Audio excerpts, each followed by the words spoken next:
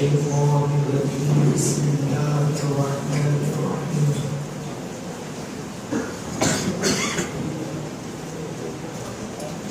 لقد من الله على المؤمنين إذ بعث فيهم رسولا صدق الله العظيم غوث اعظم برمین بے سر و سامان مددی قبلہ دین مددی کعبہ ایمان مددی مدینہ بے بلا افتاد رشدی غریفان و شکستارات و پشتی محق خواجہ عثمان حرب مدد کن یا معین الدین چشتی مدد کن یا معین الدین چشتی مدد کن یا معین الدین چشتی میں برپر جلو کر حضرات علماء ذوی الاحترام عقائدین شہر حاضرین محفل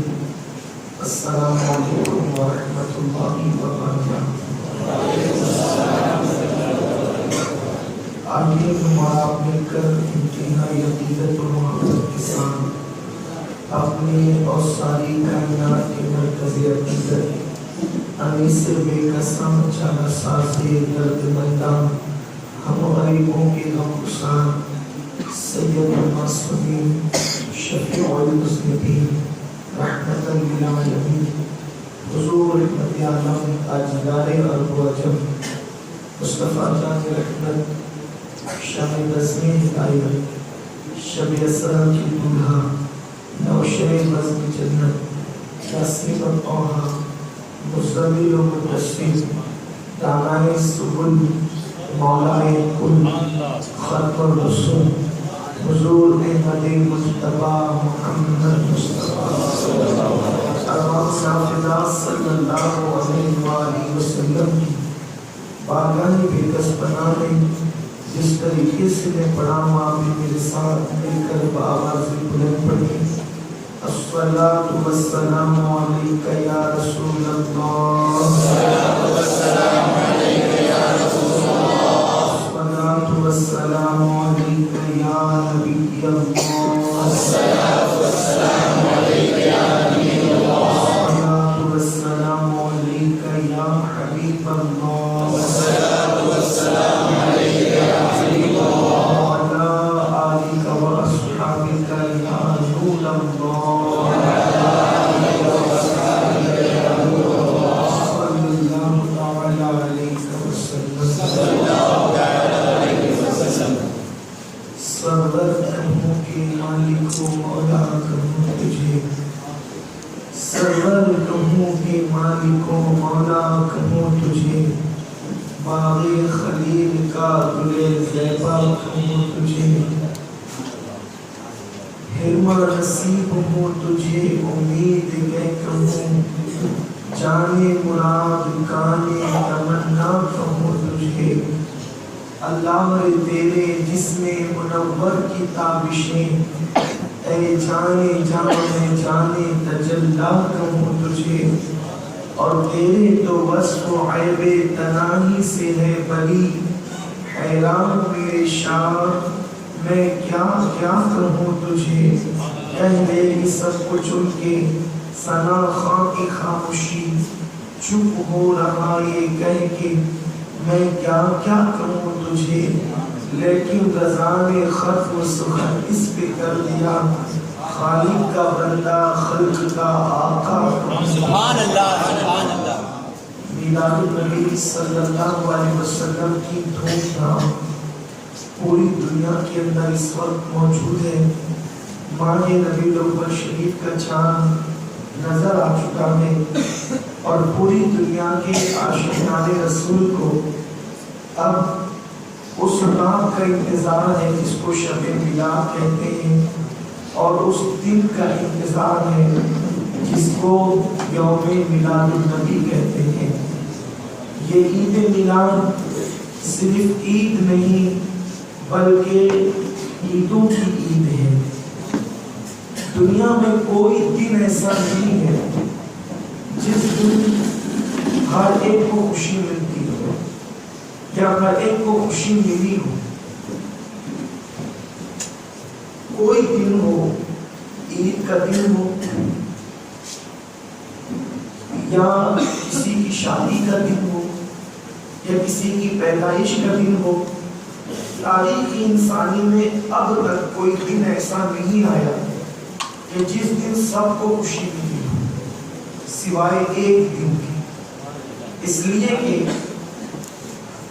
اگر کسی دن کسی ملک کو آزادی ملی تو کسی کے ہاتھ سے حکومت چھینی گئی.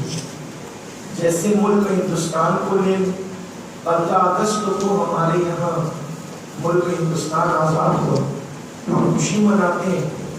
لیکن اسی دن اہل برطانیہ کے لیے بڑی تکلیف کا وہ دن ہوتا ہے، کیونکہ ہمیں تو آزادی ملی، ان کے ہاتھ سے بہت بڑا ملک چھین لیا.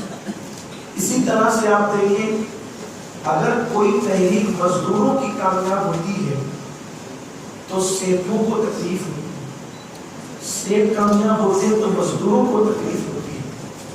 یعنی کوئی دن ایسا نہیں کہ ایک طبقہ خوش ہو تو دوسرا طبقہ غمگین نہ ہو.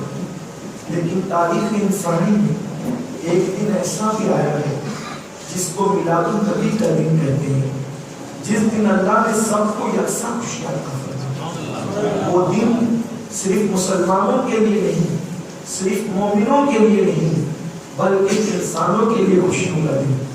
صرف انسان ہی نہیں بلکہ جانوروں کے لیے بھی خوشیوں کا دن، جانور ہی نہیں درختوں کے لیے بھی خوشیوں کا دن، اللہ کی ہر مخلوق کے لیے خوشیوں کا دن.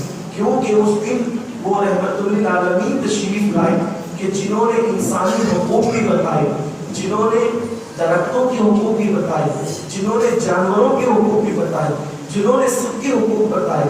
اور میلاد النبی صرف مسلمانوں کا تہوار نہیں بلکہ ہر انسان کا تہوار ہے، ہر مذہب کے انسان کا تہوار ہے. اگر آپ قرآن مقدس اٹھا کر کے دیکھیں، میں آج آپ کے سامنے حضور علیہ السلام کی میلاد بیان کرنا چاہتا ہوں تاکہ ہماری نئی نسل کو بھی پتہ چلے کہ دنیا کے اندر بے شمار لوگ آئے، لیکن جو جیسی حیثیت رکھتا ہے اس کے مطابق وہ دنیا کے اندر آیا. اور اللہ کے حبیب صلی اللہ علیہ وسلم بے مثل بے مثال ذات ہے. اور انبیاء کرام بھی دنیا میں آئے تو بڑی شان و شوکت کے ساتھ آئے، لیکن ان سے زیادہ عظمت کے ساتھ، وجاہت کے ساتھ، شان و شوکت کے ساتھ اگر اس زمین پر کسی نے قدم رکھا ہے تو وہ میرے اور آپ کے رسول صلی اللہ علیہ وسلم کے ساتھ ہے. آئیے میں آپ کو بتاؤں میرے پیارے آقا صلی اللہ علیہ وسلم کے پیارے دیوانوں، میلاد مصطفیٰ کی اہمیت کیا ہے. لیکن میلاد کی اہمیت سمجھنے کے لیے ہمیں تھوڑا سا تاریخ کا جائزہ لینا ہوگا. ہمارے سامعین پڑھے لکھے ہیں، دانشمند ہیں، ان میں بہت سے وہ لوگ ہیں جن کی تاریخ پر گہری نظر بھی ہوگی. میں پہلے آپ کے سامنے ایک سرسری تاریخ پوری دنیا کی بہت ہلکے سے انداز میں اشارت پیش کرنا چاہتا ہوں تاکہ ہمیں پتہ چلے کہ میلاد النبی صلی اللہ علیہ وسلم کی اہمیت کیا ہے. میرے پیارے آقا صلی اللہ علیہ وسلم کے دیوانوں، جب اللہ کے حبیب مصطفیٰ کریم صلی اللہ علیہ وسلم اس دنیا میں تشریف نہیں لائے، حضرت عیسیٰ علیہ السلام اور ہمارے آقا کے درمیان تقریباً 550 صدیوں کا فاصلہ ہے. ان 550 صدیوں کے اندر کوئی رسول، کوئی نبی، کوئی مسلم تشریف نہیں لایا.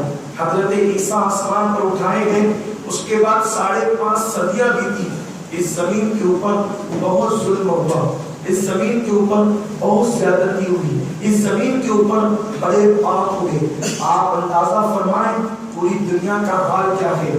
یونان کی سرزمین جو بڑے بڑے فلسفیوں کی سرزمین کہلاتی ہے، سرزمین یونان کا حال یہ تھا کہ اگر یونان میں کوئی کمزور بچہ پیدا ہوتا، بیٹا بیٹی کی بات نہیں، اگر بیٹا بھی وہاں کمزور پیدا ہوتا تو یونان کا قانون تھا کہ وہ کمزور بچے کو جینے کا حق نہیں تھا. آقا کی آمد سے پہلے ہمارے یہاں اگر کسی مسلمان یا غیر مسلم کہ اگر کمزور بچہ پیدا ہو تو پورا گھر اس ایک دن کے بچے کے پیچھے لگ جاتا ہے اس کو کیسے صحت ملے، اسے کیسے طاقت ملے، اسے کیسے قوت ملے، اسے کیسے شفا ملے. لیکن اس دور کا حال یہ تھا اگر کمزور بچہ پیدا ہوتا تو ماں کے لیے قانون یہ تھا، ماں اس بچے کو سینے سے لگا کر لے جاتی، اوپر پہاڑ پہ کھڑی ہوتی اور بچے کو یہ کہہ کر زمین پہ پھینک دیتی کہ زمین پر کمزور کو جینے کا کوئی حق نہیں ہے. یہ یونان کی تہذیب ہے. اس کے بعد آپ دیکھیں دنیا کے اندر، میں بہت حیا کے پردے میں اشارہ کرنا چاہتا ہوں، مجھ سے عمر میں چھوٹے بھی ہیں، مجھ سے بڑے بزرگ بھی ہیں، لیکن آپ کے سامنے تاریخ کے اشاروں میں مکمل تاریخ کا ایک جائزہ پیش کرنا چاہتا ہوں تاکہ میلاد مصطفیٰ کی اہمیت ہم سمجھنے کی کوشش کریں. دیکھیے عورتوں کو اللہ نے اپنی طرف سے کچھ دن ایسے متعین فرمائے ہیں جن دنوں وہ مردوں سے علیحدہ رہتی ہیں، جن دنوں وہ نمازیں نہیں پڑھ سکتی. عورتوں کی ایک نسوانی کمزوری ہے وہ کہ چند دنوں ان کو وہاں سے گزرنا پڑتا ہے.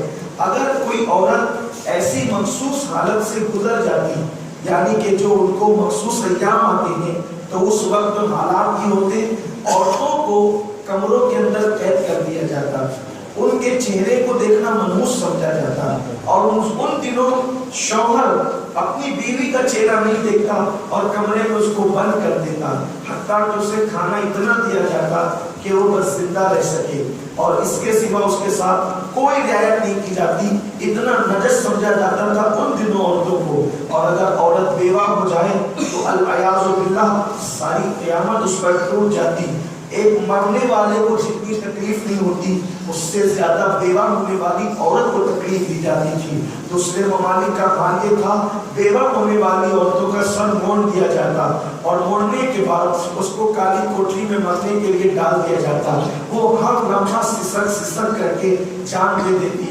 آپ کا ہمارا ملک ہندوستان جو تہذیب کے معاملے میں آج بڑا مشہور ہے، اس ملک کا حال یہ تھا کہ شوہر کی چتا پر بیوی کو زندہ جلا دیا جاتا تھا جو بیوہ ہوتی تھی، اور ممالک کا حال یہ تھا کہ شوہر کی قبر میں زندہ عورت کو دفن کر دیا جاتا تھا.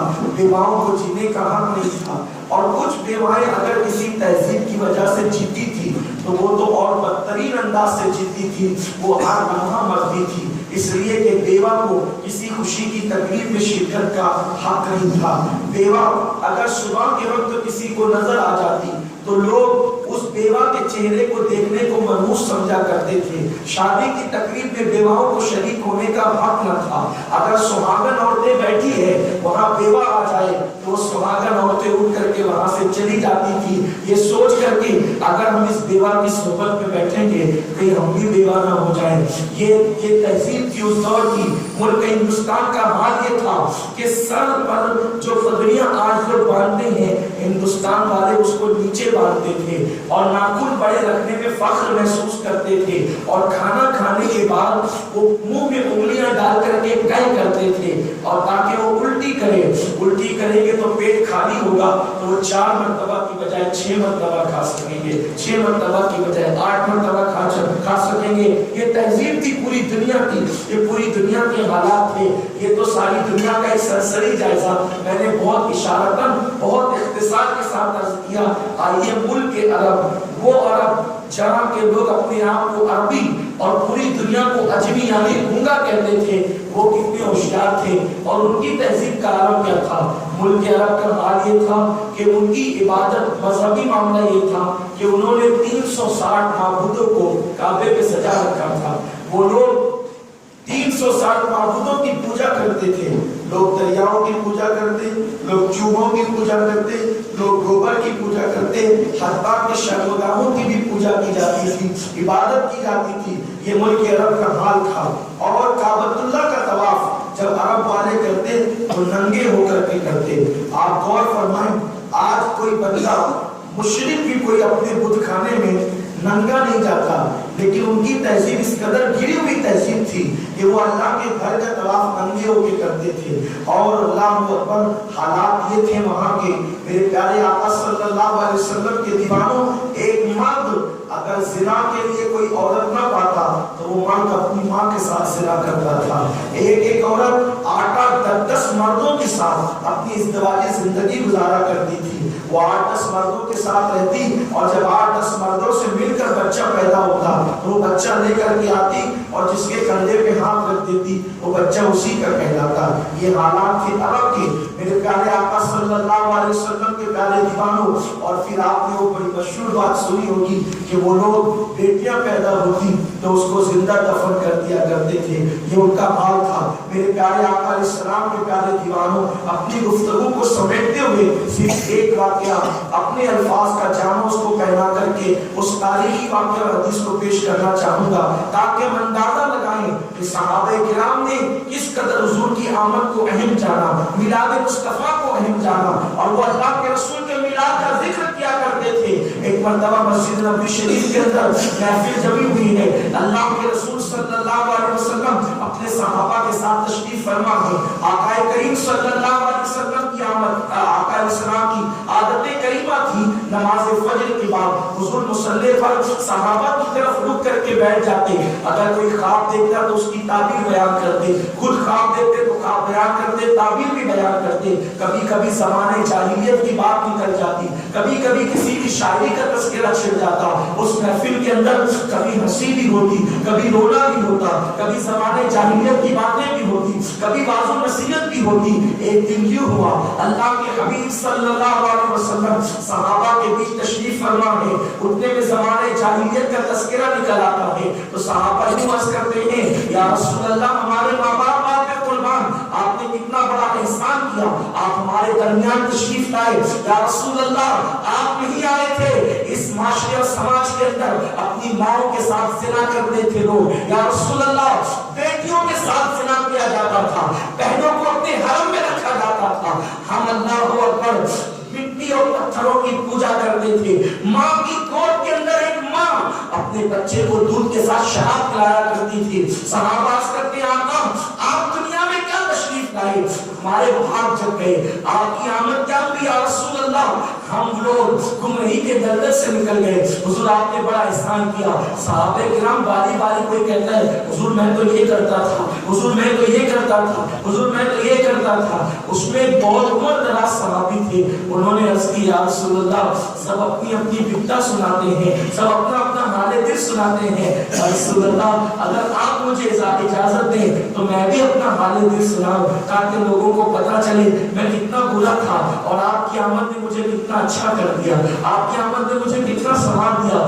آقا نے اشارے ابرو فرمایا, اور جب میرے آقا نے ابرو کا اشارہ کیا تو وہ صحابی کہنے لگے, یا رسول اللہ, میں وہ کم نصیب انسان ہوں کہ جس نے اپنی کم و بیش 7 بیٹیوں کو اپنے ہاتھوں سے زندہ دفن کیا ہے. میں وہ مجرم باپ ہوں جس نے اپنی 7 بیٹیوں کو یکے بعد دیکھے اپنے ہاتھوں سے زندہ دفن کیا ہے. لیکن یا رسول اللہ, جب میں 6 بیٹیوں کو دفن کر چکا تو 7ویں بیٹی کا واقعہ میں بتانا چاہتا ہوں جو آپ کی آمد سے پہلے کا واقعہ ہے. یا رسول اللہ, آپ آئے, ہم پر احسان کیا, ہماری اولاد سے ہمیں نفرت تھی, ہماری بیٹیوں سے ہمیں نفرت تھی. ہم کس قدر پتھر دل تھے, ہم کس قدر سنگ دل تھے, ہم کس قدر درندے وحشی تھے. اب ذرا اس واقعے کو بہت اختصار کے ساتھ آپ ملاحظہ فرمائیں اور پھر ہم میلاد النبی کی طرف چلیں گے. میرے پیارے آقا صلی اللہ علیہ وسلم کے دیوانوں, وہ صحابی کہتے ہیں, یا رسول اللہ, میں نے 6 بیٹیوں کو اپنے ہاتھوں سے دفن کیا. 7ویں مرتبہ میری بیوی مراد سے تھی, یعنی اس کے شکم میں بچہ تھا. اب کی مرتبہ مجھے بڑی امید تھی کہ 6 مرتبہ میں بیٹیاں دفن کر چکا ہوں, 7ویں مرتبہ قدرت مجھے بیٹا تو ضرور دے گی اور میں بیٹے کا باپ تو ضرور بنوں گا. یا رسول اللہ, جیسے جیسے دن گزرتے گئے میری امیدوں میں اضافہ ہوتا گیا. میں یہ چاہتا تھا کہ جلد سے جلد نتیجہ معلوم پڑ جائے تاکہ میں بچے کا بیٹے کا باپ بن چکا ہوں تو میں مکمل طور پر خوشیوں کا اظہار کروں. لیکن ابھی میری بیوی کے ایام مکمل نہیں ہوئے تھے کہ کسی اہم کام کے لیے ایک سفر پر مجھے ارجنٹ جانا پڑا, جلدی میں نکلنا پڑا. لیکن اب غور کریں کہ وہ ایک باپ جس کی امانت اس کی بیوی کے پیٹ میں موجود ہے, وہ جاتے جاتے سفر پر, جو کہ آج کل کے سفر کی طرح اس زمانے کا سفر نہیں تھا, اس زمانے کا سفر تو گھوڑوں پر, اونٹوں پر, खच्चरों पर और पैदल हुआ करता था। जाने वाले 6-6 महीने के बाद, 7 साल भर के बाद वापस आते थे, वरना 2-3 महीना तो कोई एक आम बात थी। ये नहीं कि सुबह जाओ और शाम को लौट जाओ, 2-3 दिन में लौट जाओ, ऐसा नहीं था। बड़े पुरमुशक्कत सफर हुआ करते थे। एक शौहर लंबे सफर के लिए निकल रहा है और अपनी हामिला बीवी को अपने पास बिठा करके यूं कहता है, देखो अगर बेटा पैदा होना तो उसका बड़ा ख्याल करना और उसकी बड़ी निगहदाश्त करना, उसका ख्याल करना, वो मेरी और आपकी मोहब्बत की निशानी होगा। और अगर बेटी पैदा हो तो पहले की तरह जैसे हमने 6 बेटियां दफन कर दिया, 7वीं बेटी भी दफन कर देना। गोया कि एक बाप अपनी बेटी के लिए अपनी बीवी को मशवरा दे रहा था कि ममता की मारी माँ, तू ममता का इजहार न करना, बल्कि नागिन बनकर उसको डस लेना। आप गौर करें, 2 मियाँ बीवी की बात बच्चे की विलादत से पहले यूं होती है। वो कहते हैं, आका मैं तो अपनी बीवी को नसीहत करके चला गया, जब मैं सफर से वापस आया तो मेरी बीवी के पेट में कोई बच्चा नहीं था। इसका मतलब ये कि वो माँ बन चुकी थी 7वीं मर्तबा। मैंने अपनी बीवी से पूछा, बताओ कि जो अमानत में तुम्हारे पेट में रख करके गया था उसके बारे में तुम क्या कहती हो? तो मेरी बीवी ने कहा, मैंने सरताज एक मुर्दा बच्ची पैदा हुई थी, मैंने उसको फेंक दिया। बात बहुत आसान सी थी, आई गई बात हो गई, क्योंकि जब बच्ची ही मुर्दा पैदा हुई तो मामला तो बिल्कुल खत्म ही है। दिन गुजरते गए, रात आती गई, सुबह आती गई, शाम आती गई, जिंदगी के अय्याम गुजरते चले गए। एक दिन ऐसा हुआ, या रसूल अल्लाह, वो सहाबी मेरे आका की बारगाह में अपना हाले दिल पेश कर रहे हैं। एक दिन ऐसा हुआ, या रसूल अल्लाह, जो मेरे घर पर आने का टाइम था उससे हटकर, अपने मामूल से, शेड्यूल से हटकर मैं अपने घर आया तो मैंने एक अजीब मंजर देखा, लर्जा देने वाला मंजर, खून में चेहरे जोश में, खून को जोश में लाने वाला मंजर, बेचैन कर देने वाला मंजर, बेकरार कर देने वाला मंजर ये था कि एक नन्ही सी बच्ची की बाहों में बाहें डालकर, एक नन्ही सी बच्ची के बगल में बगल डालकर मेरी बीवी खेल रही थी। मैंने अपने घर के आंगन में 4 साल की बच्ची पहली मर्तबा देखा था, जिसकी उम्र कमोबेश 4 साल थी। उस वक्त हमारा अकीदा ये था, बेटी मतलब शैतानत, बेटी मतलब बेबरकती, बेटी मतलब नहुसत, बेटी मतलब हादिसात का जरिया। हम बेटी को शैतान समझते थे, हम बेटी को बेबरकती समझते थे, हम बेटी को नहुसत समझते थे। या रसूल अल्लाह, जब मैंने घर के आंगन में बेटी देखा तो मेरी आंखों के अंदर खून उतर आया और मैंने चीख करके कहा, ए औरत, ये लड़की कौन है और इससे तेरा ताल्लुक क्या है? लेकिन लड़की बड़ी खूबसूरत थी, उसमें कुछ अदाएं मेरी बीवी की थी तो कुछ अदाएं मेरी भी थी। जब मैंने गरजदार आवाज से पूछा, ये कौन है, तो मेरी बीवी ने मेरी तरफ देखा और सहम गई, क्योंकि ये अचानक मेरा आना था, वो आने का मेरा टाइम न था। उसने बच्ची छोड़ी, मेरे पैर पकड़ लिए, मेरे सरदार, आप पूछते हैं बच्ची कौन है? ये बच्ची मेरी और आपकी मोहब्बत की निशानी है। मैंने तुमसे झूठ कहा था कि बच्ची मुर्दा पैदा हुई और मैंने फेंक दिया, मैंने फेंका नहीं था। देखिए कितनी खूबसूरत है ये बच्ची। दरअसल 6 मरतबा हम बेटियों को दफन कर चुके हैं। मैंने एक बेटी इसलिए बचा कर रख ली है कि 7वीं बेटी को, कि अब उम्र के उस हिस्से में तुम पहुंचे हो कि न तुम बाप बन सकते हो, और मैं उम्र के उस हिस्से में पहुंची हूँ कि अब ना मैं मां बन सकती हूँ। कम से कम कोई एक तो हो जो मुझे अम्मी कहे और आपको अब्बा कहे। ये मेरी और आपकी मोहब्बत की निशानी है। मेरे सरदार, इसे कत्ल न कीजिएगा, इसे मारिएगा नहीं। देखो कितनी हसीन बच्ची है, इसके चेहरे पे मासूमियत है। वो कहते हैं, या रसूल अल्लाह, मैं तो थोड़ी देर के लिए जो है वो खामोश हो गया, लेकिन मेरे दिल के अंदर इंतकाम की एक आग सुलगने लगी कि मेरे घर में बेटी परवरिश पाए। बेटी जवान होगी तो मेरा कोई दामाद भी होगा, वो दामाद मुझ पे जुल्म करेगा, मैं किसी बेटी का बाप कहलाऊंगा। या रसूल अल्लाह, चंद दिन गुजरे, मैंने एक मंसूबा बयान तैयार किया, मैं इस बच्ची को जिंदा नहीं रहने दूंगा, क्योंकि कल तक इसको दफन करना आसान था, पैदा होने के बाद बच्ची को फौरन दफन करना आसान था, लेकिन जो बच्ची 4 साल की हो गई اس کو آسانی سے دفن کرنا۔ ایک رات میں نے کہا میری بیوی یہ بیٹی صرف تمہاری تو نہیں، یہ میری بھی بیٹی ہے، یہ ہر رات تمہاری باہوں میں سوتی ہے، ذرا ایک رات اس کو باپ کے بغل میں اور باپ کی آغوش میں سونے کا مزہ بھی چکھایا جائے۔ میری بیوی آج بہت خوش تھی کہ میرا شوہر میری بیٹی کو اپنی آغوش میں لے کے سونا چاہتا ہے۔ یا رسول اللہ، میں اس بچی کو اپنی آغوش میں لے کر کے آنکھیں بند کر لی اور میں نے یوں بتایا کہ گویا کہ میں سو گیا ہوں۔ آج میری بیوی بہت خوش تھی، لیکن جیسے ہی میری بیوی سو گئی تو میں نے آدھی رات کے بعد اس بچی کو اپنی گود میں لیا۔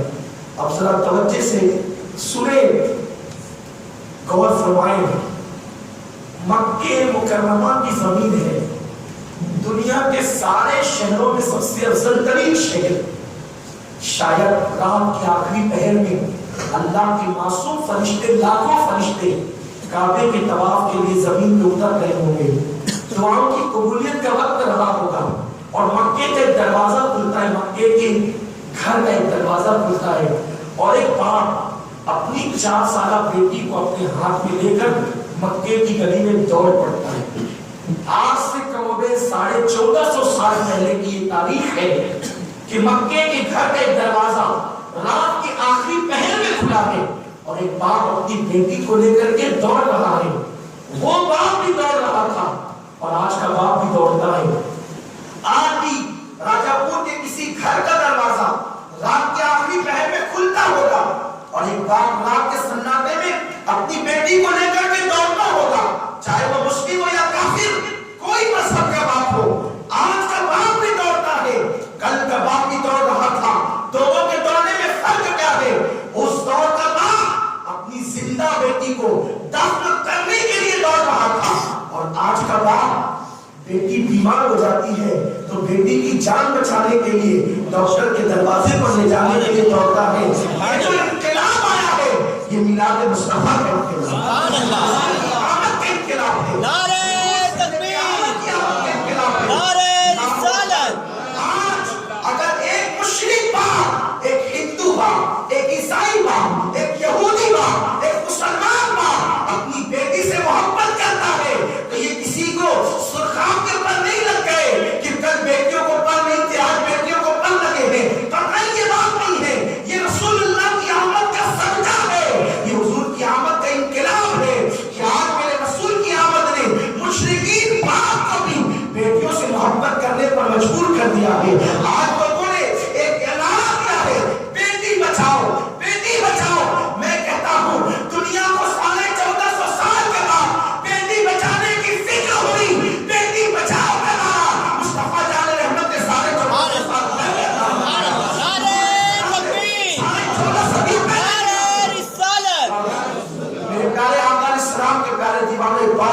اپنی 4 سالہ بیٹی کو لے کر گھر سے نکل کر کے دوڑتا ہے، لیکن وہ اندھیروں کا دور تھا، وہ تاریکی کا دور تھا، وہ لائٹنگ کا دور نہیں تھا، وہ کمکمے اور ہائیڈروجن کا دور نہیں تھا، ہر گھر میں چراغ بھی نہیں ہوتے تھے، ان گھروں میں چراغ ہوتے تھے جو گھر بہت مالدار ہوتے تھے۔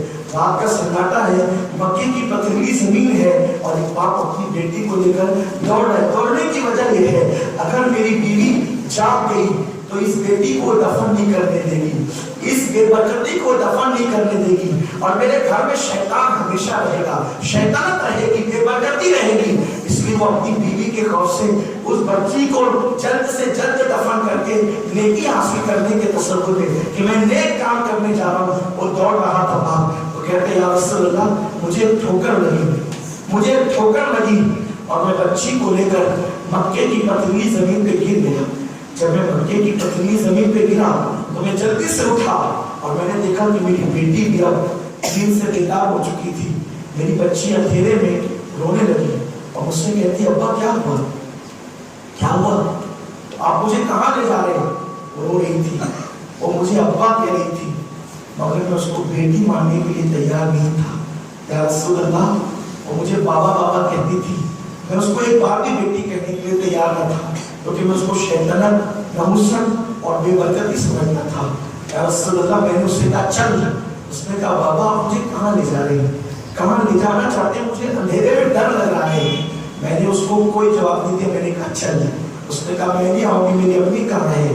یا رسول اللہ میں نے اس خوبصورت معصوم بچی کے سر کے بال پکڑ لیے اور میں اس کو مکے کی پتھریلی زمین پر گھسیٹتے ہوئے وہاں لے گیا جہاں پر بچیوں کو زندہ دفن کیا جاتا تھا۔ آج بھی حرم کعبہ کے سامنے ایک چھوٹا سا قبرستان ہے جس کو گیٹ لگا ہوا ہے، جہاں آج کل جس کو نقل جمائی کہتے ہیں، اور وہاں سے بسیں جاتی ہے عمرہ کرنے کے لیے مسجد عائشہ کے لیے۔ چھوٹی چھوٹی قبریں کبھی جانا اللہ توفیق دے، دیکھنا وہ ننھی ننھی قبریں آج بھی میلاد مصطفیٰ کے ڈنکے بجا رہی ہے کہ اگر حضور نہ آتے تو آج کی بچیاں بھی ہماری طرح دفن ہوتی۔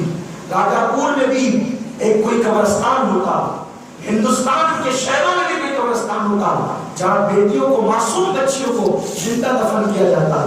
وہ کہتے ہیں آقا میں اپنی بیٹی کے سر کے بالوں کو پکڑ کر گھسیٹتا ہوا اس قبرستان کی طرف لے گیا جہاں بیٹیاں زندہ دفن کی جاتی تھی۔ وہ مجھ سے کہتی تھی ابا مجھ سے کیا غلطی ہوئی، آپ سے میری غلطی بتا دیں تاکہ میں آپ سے معافی مانگ لوں، آج کے بعد میں وہ قصور نہیں کروں گی، وہ جرم نہیں کروں گی، میرے ابا آپ مجھے معاف کر دیں اور مجھے بتائیں کہ میں نے غلطی کیا کی ہے۔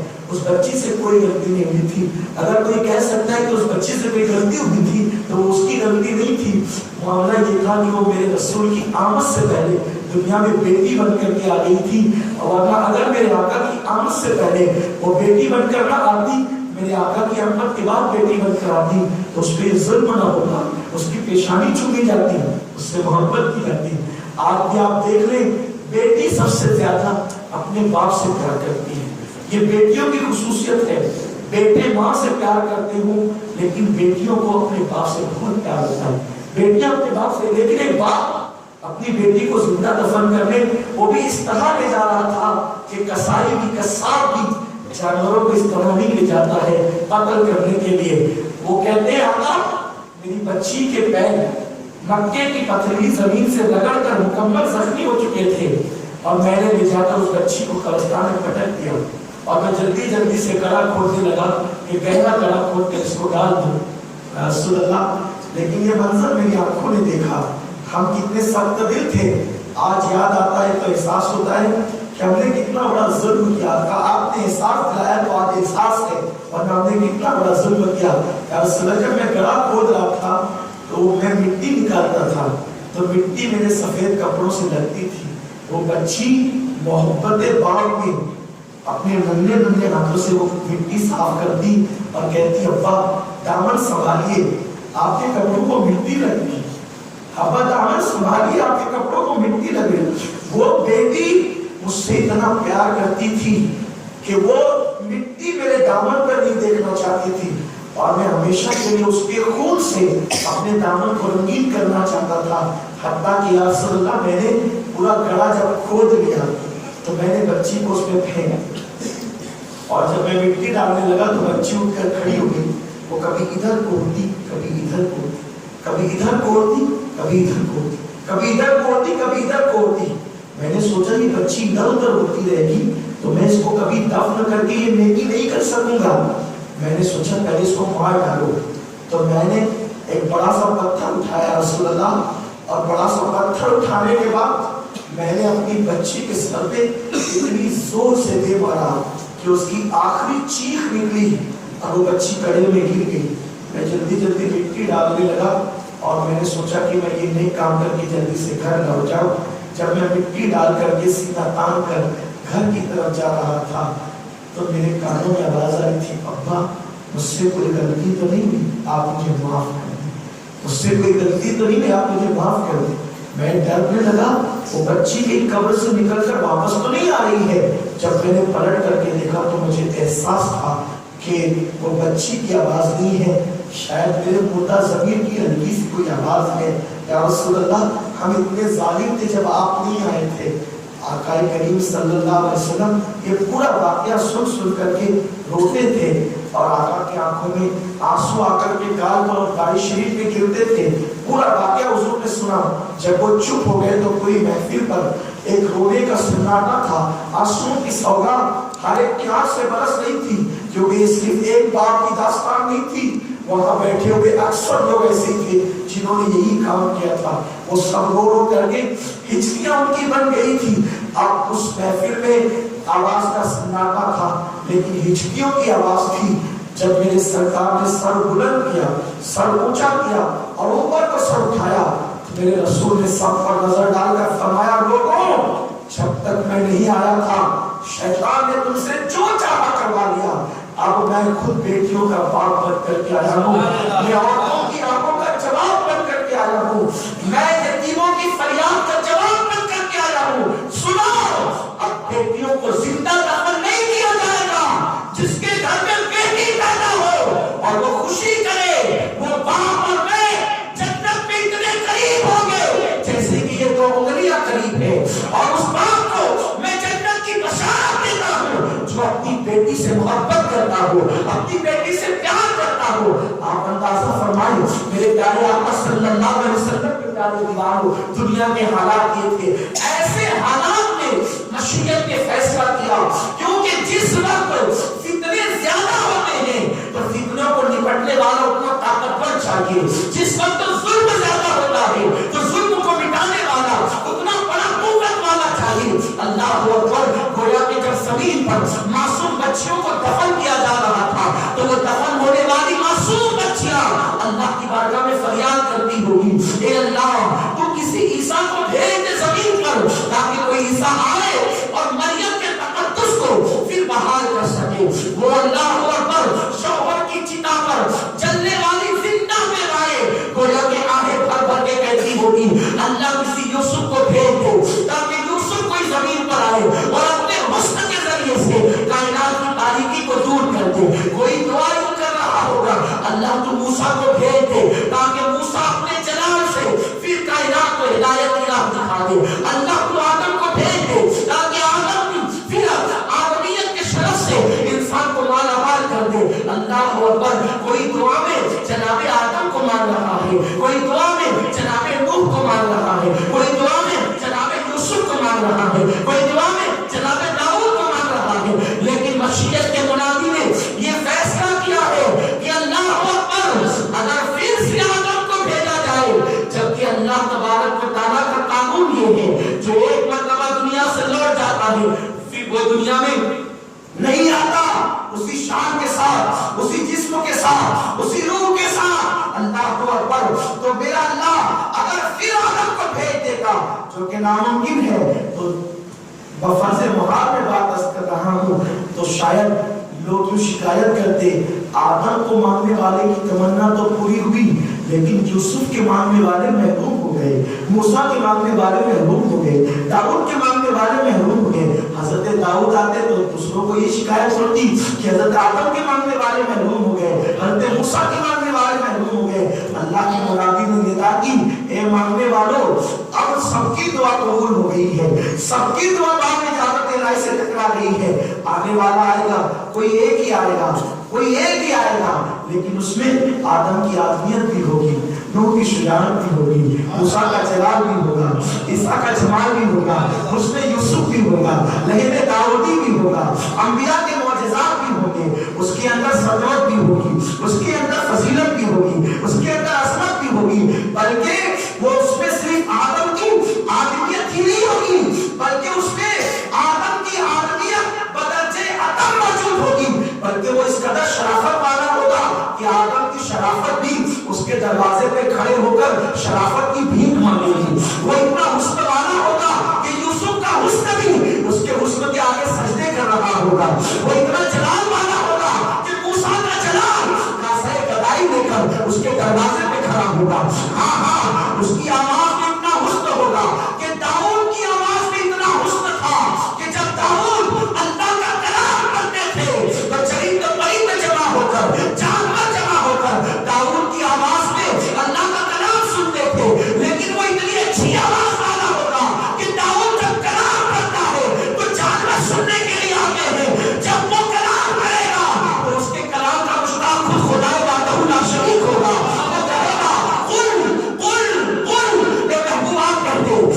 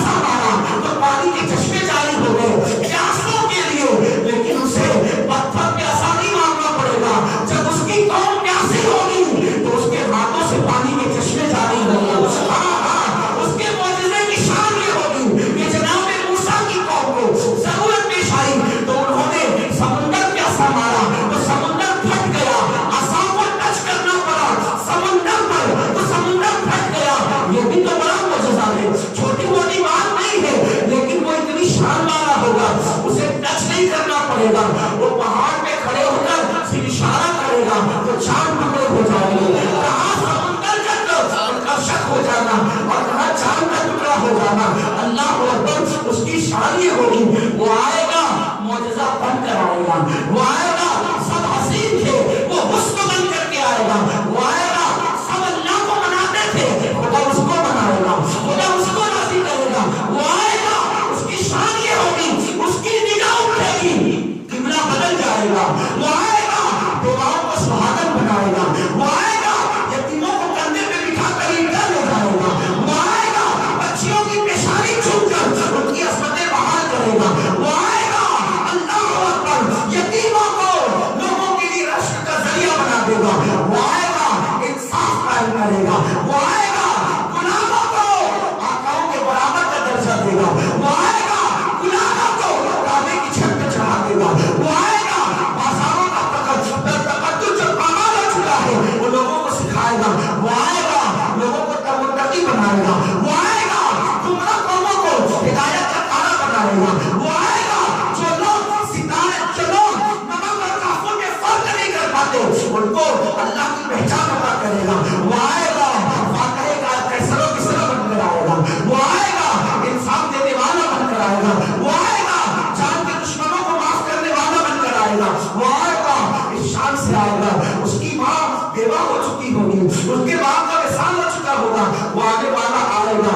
وہ آئے گا مسجد اقصی میں سارے نبی اس کے پیچھے کھڑے ہوں گے. وہ مقتدا ہوگا سب مقتدی ہوں گے. وہ آئے گا دشمنوں کو نوازے گا. وہ آئے گا پتھر مارنے والوں کو دعائیں دے گا. وہ آئے گا گالیاں سن کر دعا دے گا. وہ آئے گا جو محروم کرتے انہیں مالا مال کرے گا. وہ آئے گا علم کے دریا بنائے گا. وہ آئے گا اس شان سے آئے گا. زمانے میں آئے بہت آنے والے کوئی غصہ آیا نہ ہو آنے والے سراج منیرا لقب پانے والے چمک سے پاتے ہیں سب آنے والے میرے بھی چمکانے والے کائنات کو انتظار ہے وہ کون آئے گا کہ موسیٰ کا جلال جس کی دروازے پر کاسہ گدائی لے کر کھڑا ہوگا. کونین کو انتظار ہے وہ کون آئے گا آدم کی آدمیت جس کے سامنے سجدہ ریز ہوگی. وہ کون آئے گا یوسف کا حسن جس سے حسن کی خیرات مانگے گا. وہ کون آئے گا جو دشمنوں کو گالیاں سن کر دعائیں دے گا.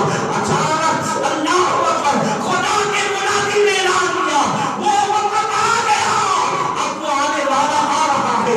عبداللہ کی پیشانی سے وہ نور منتقل ہو کر اب آمنہ کے شکم میں آ چکا ہے. وہ آنے والا آ رہا ہے. اب بہت کم گھڑیاں بچی ہے. اب بہت کم وقت بچا ہے. وہ آ رہا ہے. ان کی پوری زندگی بے مثال ہے. چاند کے ٹکڑے کرنا بے مثال. سورج کو پلٹانا بے مثال. پتھروں میں نقشے جمانا بے مثال. یتیموں کو سب پہ یتیموں کو کندھوں پہ اٹھانا بے مثال. بیواؤں کو سہاگن بنانا بے مثال. دشمنوں کو معاف کرنا بے مثال. غلاموں کو آقاؤں کے ساتھ کھڑا کرنا بے مثال. گمراہ قوموں کو ہدایت کا سدانہ بنانا بے مثال. ان کی پوری زندگی بے مثال ہے لیکن ان کی ولادت بھی بے مثال ہے. اس لیے کہ پیدا ہونے والے کروڑوں پیدا ہوئے ہیں لیکن اس شان سے کوئی پیدا نہیں ہوا جیسے میرے رسول پیدا ہوئے ہیں. اگر آپ کا سب سلامت ہے اور آپ سننا چاہتے ہیں تو میں اختتام پر اپنے نبی کی آمد کا ذکر کر دوں جسے آپ میلاد النبی کہتے ہیں. حضور پیدا کیسے ہوئے ہیں میرے نبی کی امی جان کہتی ہے. حضور کی امی اور ابا کا نکاح جمعرات کے دن صبح کے وقت ہوا اور ہوا کہاں جہاں آج کل آپ لوگ ہم لوگ حج کے موقع پر شیطان کو کنکریاں مارتے ہیں. اس مقام پر حضور علیہ السلام کی امی ابا کا نکاح ہوا جمعرات کی صبح. اور پہلی رات میں اللہ کا یہ کرنا کہ آمنہ کے شکم میں نور مصطفیٰ عبداللہ کی پیشانی سے آئی. پہلی ہی رات کی برکت ہے. اب حضرت آمنہ خاتون کہتی ہے کہ جب وہ نور محمدی میرے پیٹ میں آیا میرے شکم میں آیا قربان.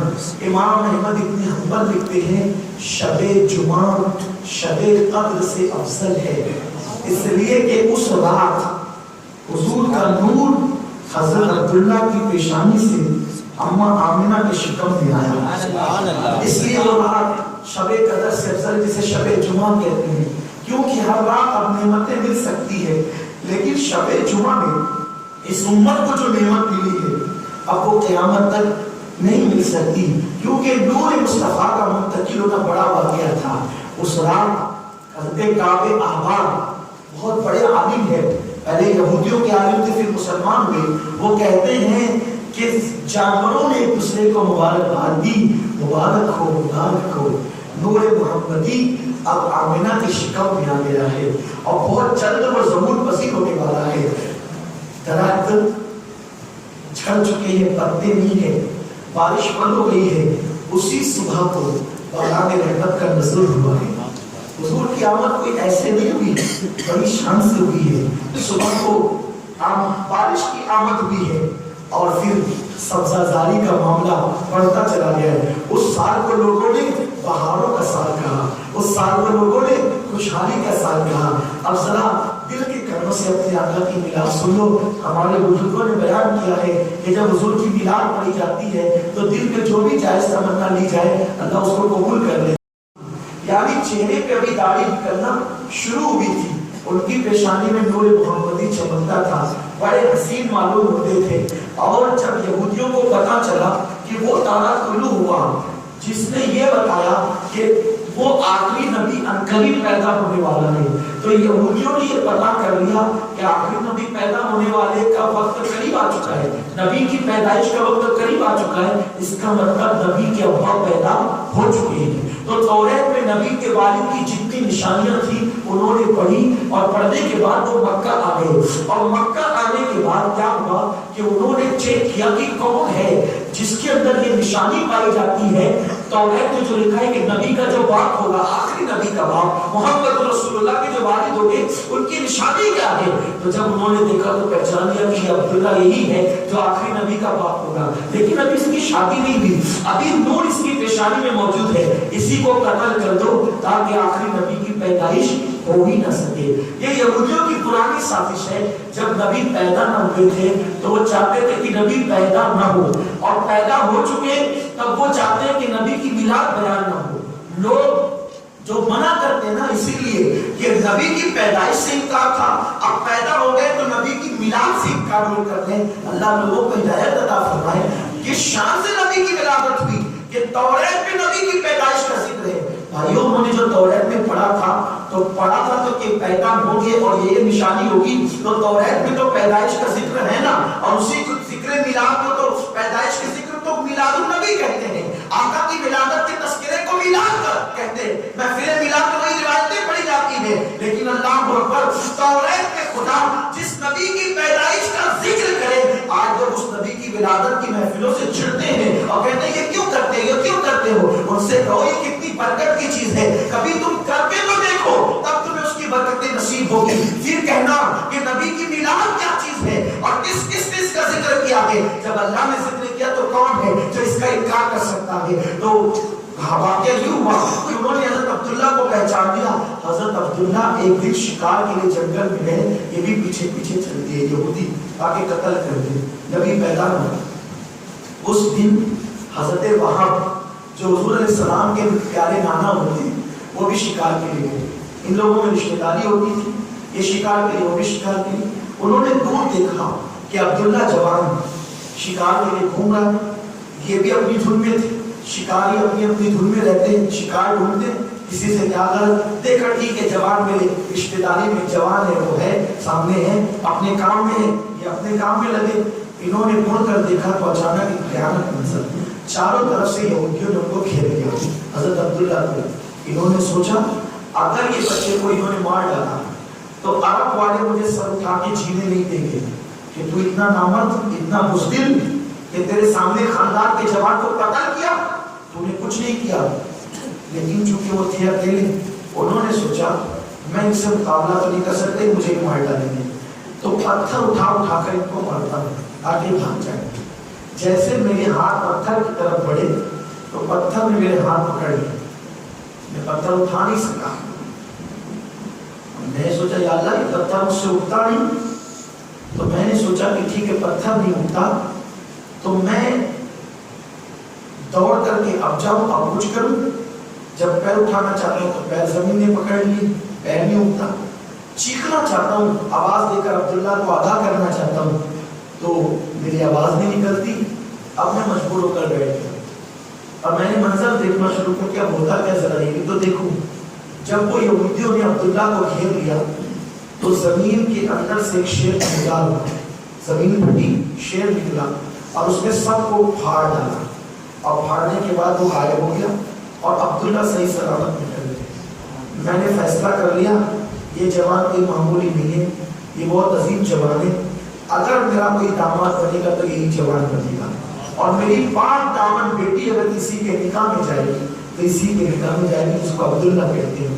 اس زمانے میں بیٹی والا بیٹے والے کے گھر جا کر رشتہ لے جانے کو بڑا معیوب تصور کرتا تھا, بڑی ناک تھی لوگوں کی اس زمانے میں. لیکن جناب وہاں حضرت عبد المطلب کے پاس چل کے گئے, کہا بھائی عبد المطلب تیرا بیٹا عبداللہ جوان ہو گیا, اس کی شادی نہیں کرتا.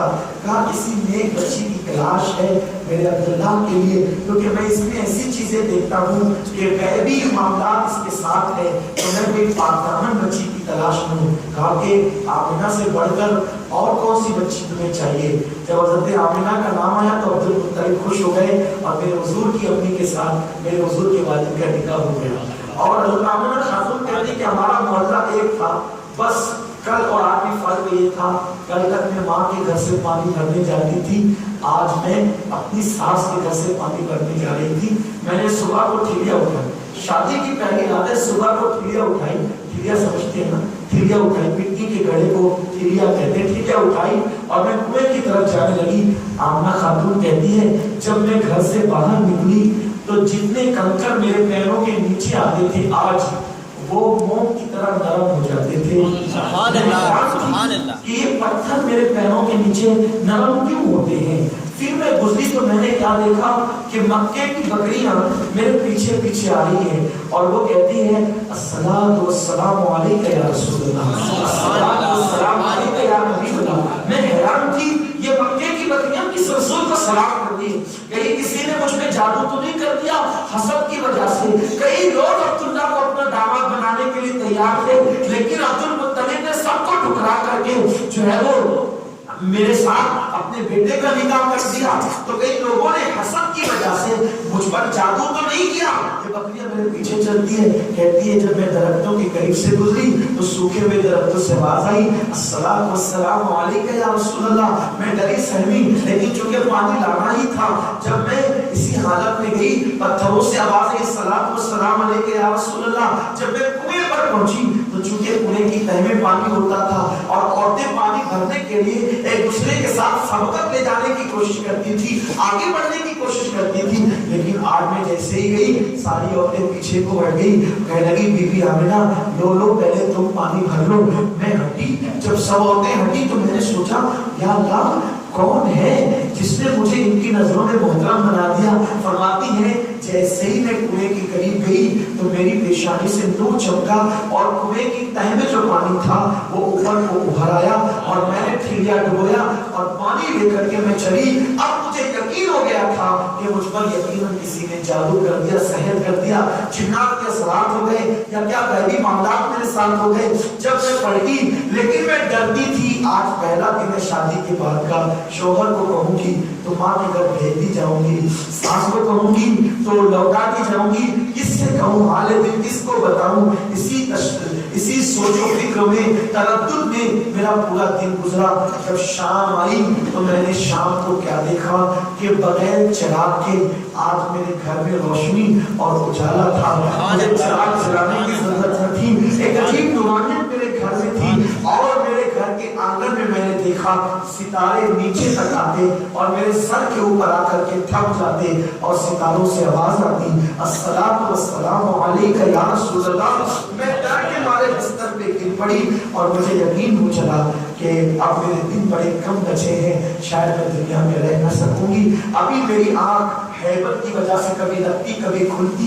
میں سوتے اور جاگنے کے درمیانی کیفیت میں تھی کہ میں نے دیکھا ایک نورانی چہرے والے بزرگ آئے جن کی شکل عبد المطلب سے ملتی جلتی تھی اور انہوں نے آ کر مجھے سلام کیا اور میں نے کہا بی بی آمنہ گھبرا مت, घबरा मत, तुझ पर किसी ने जादू नहीं किया, तुझ पे किसी ने सहर नहीं किया, दरअसल तेरे शिकम में एक बच्चा आया है, तू माँ बनने वाली है आमिना, और तू वो खुशनसीब माँ है। अगर ये बच्चा ना होता तो कायनात को वजूद न मिलता, अगर ये बच्चा ना होता तो नबियों की नबूवत न होती, ये बच्चा ना होता तो कायनात की रामायण न होती। आमिना तू उस माँ, वो नसीब माँ है, तू ऐसे बच्चे की माँ बनने वाली है जो नबियों का इमाम है, आखिरी नबी है, और मैं तुझे मुबारकबाद देने आया हूँ कि तेरे पेट में अल्लाह का हबीब है। मैंने पूछा आप कौन है, ए मेहरबान बताए आप कौन है? तो आने वाले ने कहा मुझे कोई इब्राहिम खलीलुल्लाह कहते हैं। मैं मुबारकबाद देने आया हूँ। हज़रत आमना कहती है सुबह उठी तो मेरा पूरा खौफ खत्म हो चुका था, अब मुझे इंतजार था जो नबियों का इमाम है वो कैसे आएगा, जो अंबिया का ताजदार है वो किस शान से आएगा।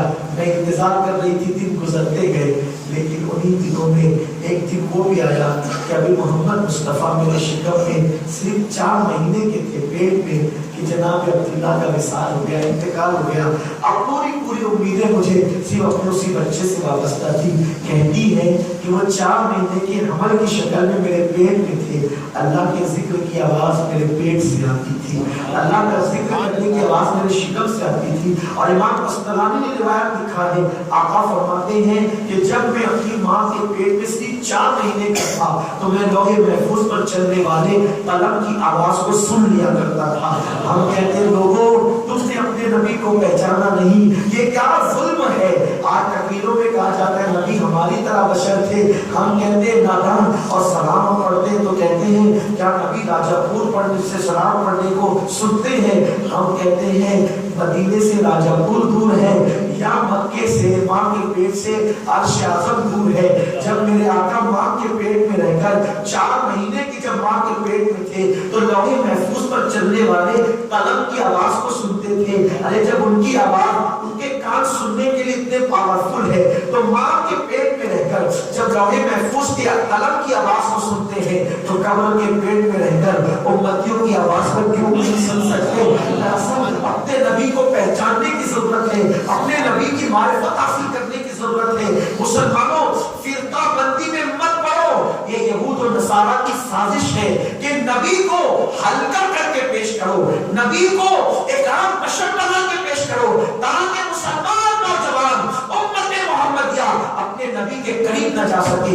इंसान उसी के करीब जाता है जिसको अजमत और बुजुर्गी वाला समझता है, और जिसको अपनी तरह समझता है ना उसका एहतराम करता है ना उसके करीब जाता है। मुझे बताओ क्या आपके शहर में राजापुर में कोई पान दुकान वाले का कोई हाथ चूमता है? नहीं चूमता, क्योंकि पान दुकान वाले को वो अपनी तरह इंसान समझता है, इसलिए ना कभी उसके हाथ चूमता है। ठेला गाड़ी ढकेलने वालों के कोई हाथ नहीं चूमता, इसलिए कि उसे अपनी तरह समझता है, इसलिए कभी उसकी आमद में खड़ा नहीं होता।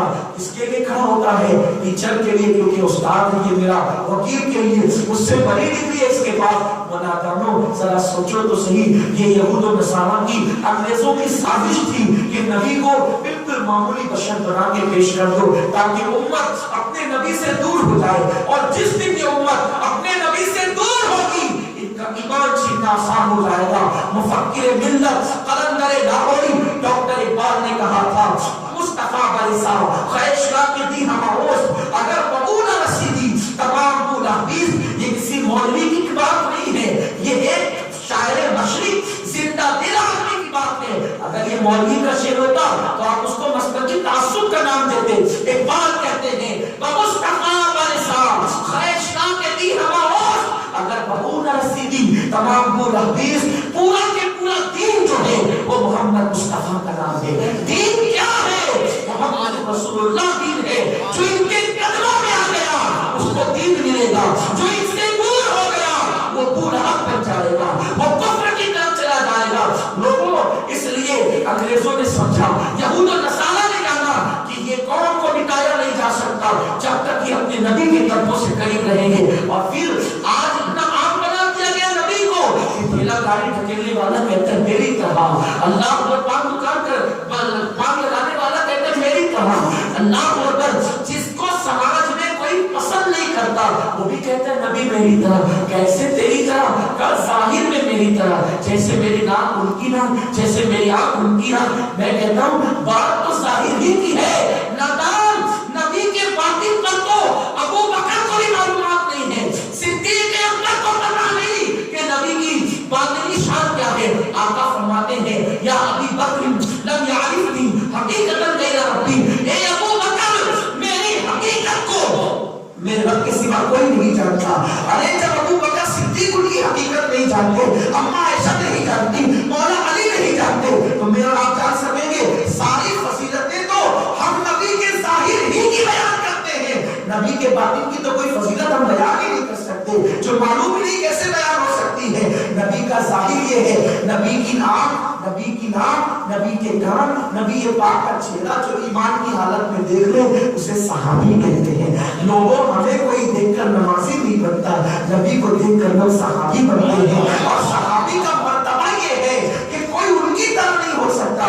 کیا امت میں اتفاق اس پر نہیں کہ جو صحابی ہوگا اب کائنات میں غوث ہو سکتا ہے، کتب ہو سکتا ہے، ابدال ہو سکتا ہے، لیکن کوئی صحابی نہیں ہو سکتا. کیونکہ صحابی نماز پڑھ کر نہیں بنتا، صحابی روزہ رکھ کے نہیں بنتا، صحابی نبی کا رخ بددعا دیکھ کر بنتا ہے، نبی کا چہرہ دیکھ کر بنتا ہے. اس لیے لوگوں اپنے نبی کی اہمیت جانو. جو قوم نے نبی کی قدر کی ہے وہ قدر والی بن گئی ہے. بات نکل آئی ہے تو عرض کروں سیدنا صدیق اکبر آقا کی بارگاہ میں آتے، منہ پہ پتھر رکھ کر کے آتے، حضور کی بارگاہ میں آواز بلند نہ ہو جائے. فاروق اعظم آتے تو ایسے بیٹھتے جیسے سر پہ پرندہ بیٹھا، سر اٹھائیں گے تو پرندہ اڑ جائے گا. صدیق اکبر کا حال یہ تھا، دن بھر حضور کے پیچھے پیچھے گھومتے، رات جب دیر ہو جاتی حضور کو گھر پہنچاتے، اپنے گھر جاتے، دل نہیں لگتا. تو صدیق کیا کرتے، حضور کی چوکھٹ پہ آ کر کے بیٹھتے، کبھی یہ گال حضور کی چوکھٹ پہ، کبھی یہ گال حضور کی چوکھٹ پہ، اسی طرح گزار دیتے. صبح ہوتی حضور پردہ ہٹاتے، پوچھتے ابو بکر کون سی ضرورت تم کو یہاں لائی؟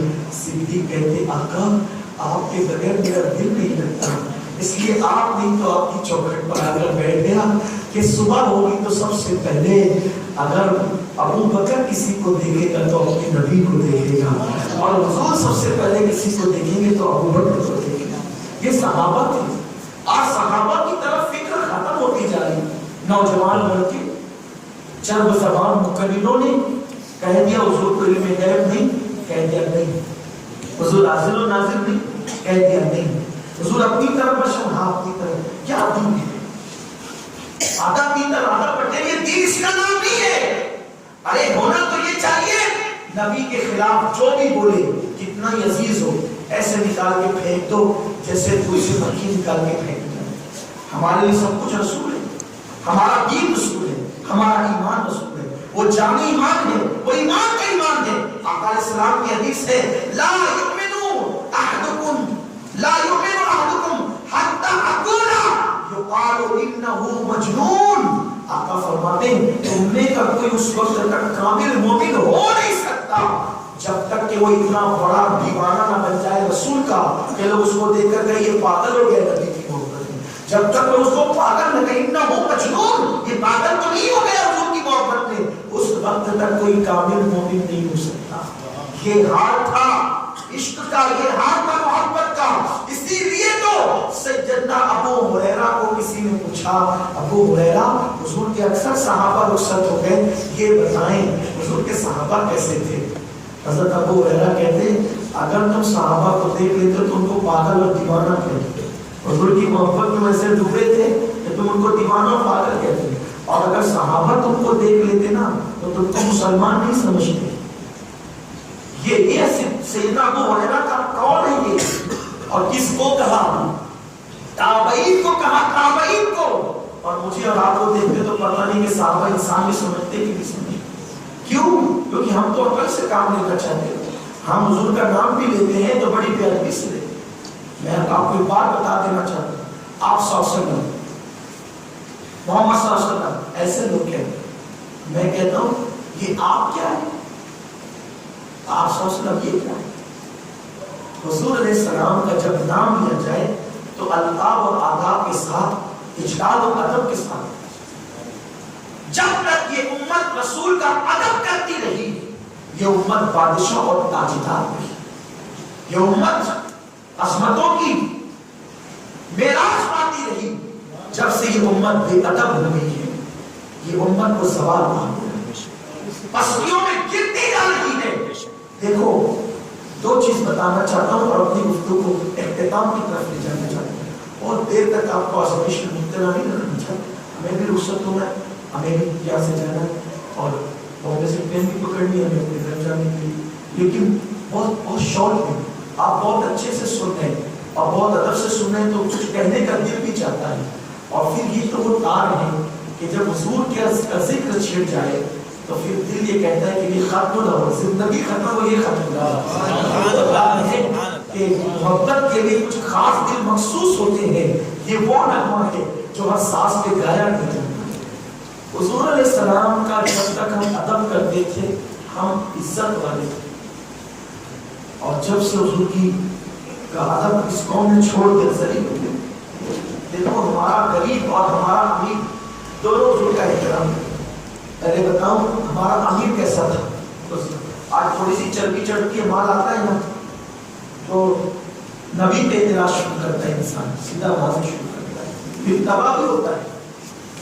جب تک انسان کسی صاحب دل کا دل نہیں دکھاتا اس وقت تک اس کو زوال نہیں آتا۔ ارے جب کسی صاحب دل کا دل دکھاؤ گے تو زوال آئے گا، جو نبی کا دل دکھائے گا وہ کیسے اس لیے جب نبی پاک کی شان میں زبان کھولو بہت احتیاط کے ساتھ، بہت احتیاط کے ساتھ، بہت ادب کے ساتھ، ہزار بار بشویم دہن زمش کو بلائے روز نام تو گفتن کمال بے عبیس۔ اگر میں ہزاروں بار اپنا منہ مشک اور گلاب سے دھلوں پھر ایک مرتبہ نام محمد کہوں تو بھی میرا منہ اس قابل نہیں کہ میں نام محمد کہنے کا حق ادا کر سکوں۔ یہ وہ نام ہے جو کام بگڑنے نہیں دیتا، بگڑی بھی بنا دیتا ہے۔ سب نام محمد، بہت ادب سے حضور کا ذکر ہونا چاہیے، اور جب آقا کا ذکر ہو تو سب سراپا ادب بن جائے۔ دیکھو ایماندار حضور کو احترام، بلکہ استغفر اللہ تو باتیں بڑی عجیب سی کی جاتی ہیں۔ ہوٹل میں بیٹھے ہوئے جنہیں استنجا کی سنتیں نہیں آتی وہ نبی کے علم میں بحث کرتے، اور کو اتنا علم تھا کبھی اپنے ابا کی علم پہ بھی ہم نے بحث کی، اما عائشہ کے ہار کے گم ہونے پہ بحث کرتے، کبھی اپنی ماں کے ہار پہ بھی ہم نے بحث کی۔ جنہوں نے اپنی ماں سے زیادہ نبی کی بیوی کو عزت نہ دی اور جس نے اپنے باپ سے زیادہ نبی کی تعظیم نہ کی، اس قوم کو عزت کے ساتھ جینے کا حق کیا ہے؟ ایمان کا لازمی جز ہے۔ ایمان لانے کے بعد عبادت سے پہلے اللہ نے نبی کے احترام اور عظمت کا ذکر کیا ہے۔ لِتُؤْمِنُوا بِاللَّهِ وَرَسُولِهِ وَتُعَزِّرُوهُ وَتُوَقِّرُوهُ۔ اللہ فرماتا ایمان لاؤ اللہ اس کے رسول پر اور تعظیم کرو جیسا کہ تعظیم کا حق ہے۔ بعد میں عبادت کا ذکر، تیسرے نمبر کی عبادت ہے، پہلے پہ ایمان، دوسرے پہ تعظیم، تیسرے پہ عبادت۔ ہم نے ترتیب ہی الٹ دی، اب عبادتوں کا ذکر کرتے ہیں کہ ایمان اور تعظیم تو ہٹی ہے، بتائیں نا کہاں جائیں گے؟ ترتیب مت پلٹو، ترتیب سے آؤ۔ کچھ لوگ ہیں جو تعظیم کی بات کرتے ہیں عبادت میں کھوڑے ہیں، لیکن کچھ لوگ عبادت کی بات کرتے ہیں تعظیم سے کھوڑے ہیں۔ ایسا مت کرو، پورا دین اختیار کرو۔ سلطان محمود غزنوی، یہ محمود وہ ہے جس نے، آپ لوگ تاریخ جانتے ہوں گے، کئی حملے کی ہندوستان، اور بڑا بادشاہ ہے، بہت بڑا بادشاہ ہے، بڑا نیک ہے۔ اس بادشاہ کی نیکی کی شان ہے کہ محمود غزنوی کے دفن ہونے کے تقریباً 800-900 سال کے بعد کسی حادثے میں اس کی قبر کھل گئی تو اس کے کفن کو داغ بھی نہیں لگا اور جسم صحیح سلامت تھا، وہ محمود غزنوی۔ یہ وہ بادشاہ ہے، اس وقت تک یہ بادشاہ سوتا نہیں تھا جب تک کہ حضور علیہ السلام پہ 1000 مرتبہ درود و سلام نہ پڑھ گئے۔ ہم کہتے ہیں ہم بادشاہ تھے، کب تک بادشاہ تھے آپ؟ کب تک بادشاہ تھے؟ جب تک نبی سے اتنے قریب تھے تب تک بادشاہ۔ جب نبی پاک سے اتنی دور تھوڑی سی دولت آتی ہے تو شراب کے اڈوں کی طرف جاتے ہیں، تھوڑا سا مال مل جاتا ہے تو زنا کے اڈوں کی طرف جاتے ہیں، تھوڑی سی دولت ہاتھ آتی ہے تو ایک بیوی سے ہمارا دل نہیں بھرتا، ہم ناجائز تعلقات عورتوں سے قائم کرنا چاہتے ہیں۔ یہاں جو لوگ ان کی بات نہیں کرتے، یہ کام فکر ہے، آپ فکر ہو چکی ہے. وہ بادشاہ ہو کر اس وقت تک سوتا نہیں جب تک 1000 بار درود و سلام ضرور کرتا. بادشاہ کا ایک وزیر تھا جو پہلے غلام تھا بعد میں وزیر بن گیا. اس کا نام تھا ایاز. ایاز کے بیٹے کا نام تھا محمد. اور یہ محمد جو تھا ایاز کا بیٹا یہ محمود کے بہت قریب تھا کیونکہ یہ پیدا ہوا تھا بادشاہ کی نام. ایاز آیا تھا پھر غلام بن کر پھر وزیر ہو گیا. ایاز ذہانت پر بچہ بہت عزیز رکھتا تھا محمود ایاز کو بھی, اس کے بچوں کو, اس کے گھر والوں کو. تو ایاز نے محمود کی خاص خدمت پر محمد کو مقرر کر رکھا تھا اپنے بیٹے کو. ایک دن محمود غزنوی حمام میں گئے, پانی وانی سب رکھ دیا گیا. اس دن محمد نے جو ایاز کا بیٹا تھا توڑیا نہیں رکھا, آگے جس کو کہتے ہیں. تو اندر سے بادشاہ نے پکارا, او ایاز کے بیٹے تم نے توڑیا نہیں رکھا, تاویل نہیں رکھا, تم نے توڑیا نہیں رکھا, تاویل نہیں رکھا. کیا کہا؟ او ایاز کے بیٹے, او ایاز کے بیٹے. ایاز نے سنا, گھبرا گئے.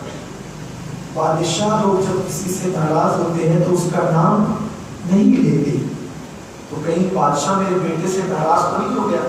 اب بادشاہ ناراض ہو جائے تو پھر موت ہی آتی, ایک گردن نہ اڑا دے. میں ایاز رک گئے. جیسے محمود غزنوی غسل کر کے باہر آئے, ہاتھ جوڑ کے کہا جہاں بنا اگر جان بخشی تو ایک بات کہوں. ایاز بالکل کہو, کیا بات ہے؟ کوئی معاملہ ہی نہیں تھا اس لیے کہا بالکل کہو کیا بات ہے. کہا آج آپ نے اپنے غلام زادے کا نام نہیں لیا, آپ ہمیشہ اس کو نام لے کر پکارتے ہیں بیٹے محمد, اور آج تم نے نام نہیں لیا. کہا وہ ایاز کے بیٹے تم نے توڑیا نہیں رکھا, ناراض تو نہیں؟ محمود کی آنکھوں میں گویا کہ خون اتر آیا ہو. محمود غزنوی کہتے ہیں ایاز محمد تیرے بیٹے کا نام بعد میں ہے, پہلے میرے آقا مدینے والے مصطفیٰ کا نام ہے. ارے میں حمام میں تھا تو بے وضو تھا, میں بے وضو نام محمد لیا نہیں. سبحان اللہ, سبحان اللہ. یہ تعظیم تھی امت میں, اور جب تک یہ تعظیم تھی ہم کامیاب تھے. بات بہت دور کرتی چلی گئی. عرض یہ کر رہا تھا کہ میرے حضور علیہ السلام کی اپنی جان جو ہے کہتی ہے کہ جب وہ نور میرے شکم میں آیا تو مجھے مبارکباد دی ابراہیم نے کہ تو آخری نبی کی ماں بننے والی. دن گزرتے چلے گئے. آقا کریم صلی اللہ علیہ وسلم کے والد کا وصال ہو گیا. 4 ماہ کی شکم میں جب آپ تھے, پھر بہرحال بڑے غم کے دن آئے, دن گزرتے گئے. حضرت آمنہ خاتون کہتی ہے میں نے بہت برکتیں دیکھی, میرا جسم خوشبو سے مہکتا تھا ان دنوں جن دنوں میرے شکم میں محمد موجود تھے. مجھے بھوک کا احساس نہیں ہوتا تھا جن دنوں میرے شکم میں موجود تھے. عورتوں کو جو بوجھ سا محسوس ہوتا ہے بچہ شکم میں لینے کے بعد, مجھے وہ کوئی بوجھ محسوس نہیں ہوتا تھا. الگ الگ قسم کے خواب دیکھتی تھی, بشارتیں پاتی تھی. میں بھی منتظر تھی کہ وہ کب آئے گا. آخر ایک دن پھر ایسا ہو گیا کہ سر شام ہی سے میرے گھر میں فرشتوں کا پہرا تھا. 11ویں کا سورج غروب ہوا اور 12ویں کا چاند طلوع ہوا. سر شام ہی سے میرے گھر پہ فرشتوں کا پہرا تھا. گویا کہ قدرت نے کہ نقیب نے کہا اے فرشتوں آج تسبیح اور مصلی سنبھالنے کا وقت نہیں, جاؤ خدا کے جلوے کے مشتاق ہو تو اس آمنہ کے لال کا دیدار کر لو اور اس کا چہرہ دیکھ کر خدا کے جلووں میں گم ہو جاؤ. اس کا چہرہ خدا کے جلووں کا آئینہ ہے. فرشتوں جاؤ اور آمنہ کے گھر میں پھیلا دو اور اس نو مولود مسعود کو جا کر کے دیکھو, فرشتوں کا پہرا ہے. آمنہ خاتون کہتی ہے میرے گھر کی چھت کھل گئی اچانک, میرے گھر کی چھت اچانک کھل گئی. اوپر سے لے کے نیچے تک, نیچے سے لے کے اوپر تک نور کی کنڈیلیں ہیں. میں گھبراتی تھی. میرے گھبراہٹ کا عالم یہ تھا کہ میں کیا کروں. اس عالم میں نے دیکھا ایک پرندہ آیا اور اس نے اپنے پروں کو میرے سینے پہ بننا شروع کیا. میں نے دیکھا کہ ایک پیالہ میرے سامنے لایا گیا جو پانی کی طرح تھا, لیکن وہ پانی بڑا عجیب تھا. اس کا حال یہ تھا کہ وہ برف سے زیادہ ٹھنڈا ہے, دودھ سے زیادہ سفید ہے اور شہد سے زیادہ میٹھا ہے. میں نے وہ پیا نا تو میری ساری وحشت دور ہو گئی. اس وقت تو کچھ عورتوں کی ضرورت مجھے محسوس ہوتی تھی کہ اگر کچھ عورتیں مجھے مدد کے لیے آ جائیں, ان کے بچے کی ولادت کا وقت ہے. فرماتی میں نے جیسے ہی سوچا تو بنو عبد مناف کی بیٹیوں کی طرح اونچے اونچے قد کی عورتیں میرے گھر کے اندر میں نے پائی. دروازہ بند ہے, جب اچانک عورتیں میں نے دیکھی میں ڈر گئی, یہ کون ہے؟ تو ایک نے آگے بڑھ کے کہا بی بی آمینہ گھبرا نہیں, میں مریم بنت عمران ہوں, عیسیٰ کی ماں ہوں, آج اللہ نے تیری خدمت کے لیے مجھے بھیجا ہے. دوسری نے کہا میں آسیہ ہوں, آج اللہ نے تیری خدمت کے لیے مجھے بھیجا ہے. تیسری نے کہا میں حوا ہوں, آدم کی بیوی, آج میں تیری خدمت کے لیے آیا ہوں. بی بی آمینہ یہ 3 عورتیں آئی ہیں. قربان جائے میرے نبی کی امی بیان کر رہی ہے اور اس میلاد نامے کو محدثین نے لکھا ہے. قربان جائیں, بتاؤ حضرت مریم کے وصال کو 500 سال سے زیادہ کا عرصہ بیت گیا, آسیہ کے وصال کو 2000 سال سے زیادہ کا عرصہ بیت گیا, حضرت حوا کے وصال کو ہزاروں سال کا عرصہ بیت گیا, لیکن میرے نبی کی امی کہتی یہ میری مدد کے لیے آئی. جب مریم آ سکتی ہے مدد کے لیے تو غوث اعظم مدد کے لیے کیوں نہیں آ سکتا؟ تمہاری مدد کے لیے کیوں نہیں آ سکتا؟ یہ تو نبی کی امی کا بیان, کسی مولوی کا بیان کر رہا کی نہیں, نبی کی ماں بیان کر رہی ہے. اور نبی کی ماں کتنی عظیم ہے. ارے کسی کا بیٹا ولی, کسی کا بیٹا نبی, کسی کا بیٹا غوث, کسی کا بیٹا قطب. میرے نبی کی امی وہ امی ہے جس کا بیٹا حبیب خدا ہے, جس کا بیٹا محبوب پروردگار ہے, جس کا بیٹا مالک جنت ہے. وہ کہتی ہے, یہ کہتی وہ وقت آیا. قربان جائے, دیکھو کون آئے ہیں آمینہ کے آنگن میں, رحمتوں کے سائے ہیں آمینہ کے آنگن میں, پاؤں پاؤں چلتے ہیں مصطفیٰ فرشتوں نے اپنے پر بچھائے ہیں آمینہ کے آنگن میں. ایک اچھے کی خاطر, کیسے اچھے کی خاطر, اچھے اچھے آئے ہیں آمینہ کے آنگن میں. آج آمینہ کا آنگن رشک جنت بنا ہوا ہے. قرآن جنت بھی جنت سے جھانک جھانک کر دیکھ رہی ہے. وہ آنے والا ہے جس کا مشتاق سارا زمانہ ہے. آمنہ کہتی ہے ایک نور مجھ سے چمکا اور میں نے اس نور کی روشنی میں ملک شام کے محلات میں کی. جب حضور کی پیدائش ہوئی سارے بادشاہ بھوکے ہو گئے, سارے بادشاہ بھوکے ہو گئے اور آتش کدا ایران کا بجھ گیا. لوگ کہتے ہیں میلاد کیا ہے؟ یہ میلاد ہے. آتش کدا بجھا ہے میلاد پر. یہ حدیثیں ہیں, صحیح حدیثیں ہیں, یہ محدثین جس پہ اعتماد کرتے ہیں. ایران کا آتش کدا بجھا ہے. کسرا کے محل کے کنگرے ٹوٹ کر گرے ہیں. بادشاہ گم ہو گئے ہیں, مکے ہو گئے ہیں, بات نہیں کر سکتے. بادشاہوں کے تخت تو عہدے پڑ گئے, وہ سجدے میں, کعبہ چھوٹ رہا ہے. یہ کیا انقلاب ہے, کیا انقلاب ہے. جب صبح ہوئی ایک یہودی چلاتا پھرتا تھا, ایک قریش بنو ہاشم, تمہارے گھر میں کسی کا بچہ پیدا ہوا, کسی کا بچہ پیدا ہوا. لوگ کہتے بچے تو ہمارے ہمیشہ پیدا ہوتے, آج کیا تجھے دلچسپی ہے؟ اس نے کہا کہ میں نے آج آسمان پہ وہ تارا طلوع ہوتے دیکھا جو نبی کی پیدائش کے دن طلوع ہوتا ہے. دیکھا اللہ ہر تارا ہر دن نہیں چمکاتا, کچھ تارے ایسے ہیں جو اللہ نبی کی ولادت پہ چمکاتا ہے. اور یہ لائٹنگ کا ثبوت کیا ہے؟ میں نے کہا یہ حدیث تو ہے کہ اللہ نے تارا چمکایا, وہ خدا ہے, وہ تارے چمکاتا ہے. ہم تارے نہیں چمکا سکتے, کم سے کم اپنا گھر چمکا لیتے ہیں, روشنی کر لیتے ہیں. ہم ان کی آمد پہ روشنی کریں, اپنا گھر چمکائے, اللہ ہمارا دل چمکائے گا, موت کے بعد ہماری قبر کو منور کرے گا. بہت طویل داستان ہے. بس ایک آخری بات کر کے اپنی گفتگو سمیٹ دیتا ہوں. حضور کا میلاد ایک پورا عنوان ہے, لیکن اختتام کی طرف آتے ہوئے حضور علیہ السلام کی امی نے بہت باتیں بیان کی. ایک بات یہ بھی بیان کی, حلیمہ سعدیہ جب حضور کو لینے کے لیے آئی, تو حلیمہ کہتی ہے کہ جب میں نے محمد کو دیکھا, میں لے کے جانا نہیں چاہتی تھی, سب بچے لوگ لے کر جا چکے تھے, بڑی مشہور روایتیں آپ سنتے رہتے ہیں, سب لوگ بچے لے جا چکے, میرے پاس کوئی بچہ نہیں آیا. تو میں نے اپنے شوہر سے مشورہ کیا, دیکھو جی ایسا نہیں ہو کہ خالی جانے سے اچھا کہ یتیم کو لے جاتے. عبد المطلب پاس کہ عبد المطلب ٹھیک ہے اب تیرا پوتا لے جائیں گے, ذرا دکھا دو. عبد المطلب کہتے ہیں ایسا نہیں ہے میرا پوتا کہ وہ کسی کا بھی دودھ پی لے, ارے میں دیکھوں گا کہ وہ تیرا دودھ پیتا ہے نہیں پیتا, کہ بہت سی عورتیں ہیں تمہارے کا دودھ نہیں پیتا. حلیمہ کہتی ہے میرے سینے خشک تھے, میرا بیٹا پوری رات روتا تھا. جب میں گئی نا تو سفید نام کپڑوں میں حضور کو لگتا ہوا تھا، لپیٹا گیا تھا. میں نے دیکھا تو حضور سو رہے تھے. میں نے آج تک اتنا خوبصورت بچہ کبھی نہیں دیکھا. میں نے آمنہ کی اجازت کے بغیر محمد کے سینے پہ ہاتھ رکھ دیا. جب میں نے ہاتھ رکھا تو انہوں نے آنکھیں کھول دی اور مسکرانے لگے. بات آپ یاد رکھیں، ماہرین نفسیات کا کہنا ہے کہ کم سے کم پیدائش سے لے کر 3 مہینے تک جب بھی نومولود بچے نیند سے اٹھتے ہیں تو روتے ہوئے اٹھتے ہیں. بچے جب بڑے ہو جاتے ہیں تو پھر وہ کھیلتے ہوئے ہنستے ہوئے اٹھتے ہیں، لیکن 3 مہینے تک کم سے اور پھر 6 مہینے، کبھی کبھی 2 سال تک ہی ہوتا ہے، لیکن کم سے کم ہر بچہ 3 مہینے تک جب بھی نیند سے اٹھے گا روتے ہوئے اٹھے.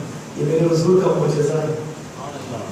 ابھی چند ہی دن ہوئے ہیں نیند سے اٹھتے ہیں تو مسکراتے ہوتے، جس کی تسبیح سے روتے ہوئے ہنس پڑے، اس تبسم کی عادت پہ نرگس حلیمہ کہتی ہے میں تو بل بل جانے لگی. ایک ایسا من موہن ہے، ایک ایسی من موہنی صورت والا ہے کہ اٹھتا ہے تو مسکرا کر. میں نے آمنہ کی اجازت کے بغیر چارپائی سے ان کو اٹھایا اور اپنے سینے لگا لیا. جیسے میں نے ان کو سینے لگایا، ان کا سینہ میرے سینے سے کیا لگا، ایسا لگا کہ میرے سینے میں دودھ کی نہریں جاری ہو گئی. اور جب میں نے دودھ پلایا تو دائیں طرف کا پیا، بائیں طرف کا نہیں پیا. ماہرین کہتے ہیں دائیں طرف زیادہ ہوتا ہے، بائیں طرف، دائیں طرف کم ہوتا ہے، بائیں طرف زیادہ ہوتا ہے. تو جب میں نے بائیں طرف کا پیش کیا تو میرا بچہ لے کر میرا شوہر کھڑا تھا، منہ ہٹا لیا اور اس بچے کی طرف انہوں نے اشارہ کیا، گویا کہ کہہ رہے ہو کہ ماں میں تو پی چکا ہوں، اس کا بھی پی.